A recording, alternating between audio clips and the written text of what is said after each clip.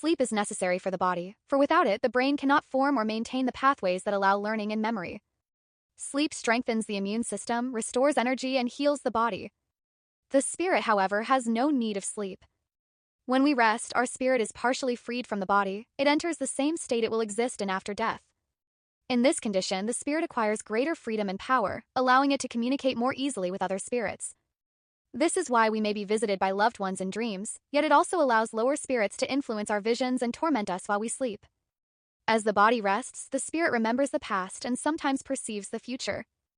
The people we see in dreams, the faces and places we encounter, often belong to experiences from pre-existing lives or from journeys taken while our body sleeps.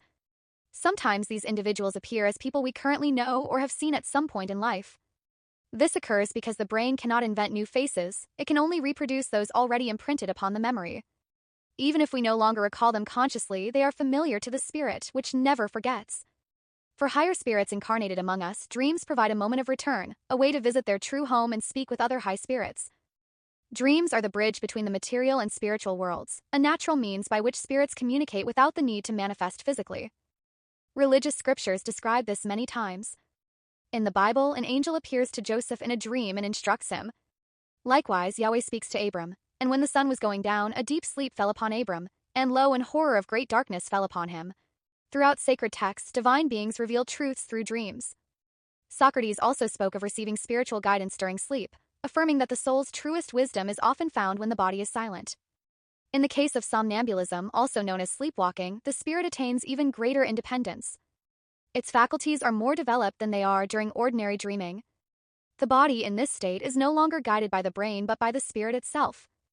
Just as a spirit may use a writing medium to deliver messages, a somnambulist spirit uses its own body as an instrument to perform tasks it wishes to accomplish. The difference among somnambulists lies in the purity and advancement of the spirit directing the body. When a lower spirit is in control, the individual usually cannot remember what they did during sleep. The spirit still shares the body's earthly desires and limitations. This is the form of sleepwalking most familiar to society, the one seen in recordings or stories of people talking, eating, dancing, or performing other actions in their sleep. In contrast, when the somnambulist possesses a more advanced spirit, its nocturnal actions often go unnoticed. These spirits use the opportunity not for mischief, but to carry out helpful or purposeful work. When their actions are seen, there are few signs that the person is not fully awake, for the union between the spirit and the body is so harmonious that it gives the appearance of normal consciousness. Somnambulists experience a unique duality. They perceive both their spirit and their body at the same time, two beings united in one existence, both spiritual and physical. Yet they do not always understand this duality, which sometimes leads them to speak of themselves as if referring to another person. In these moments, the physical being may speak to the spiritual being, and the spiritual being may answer the physical one.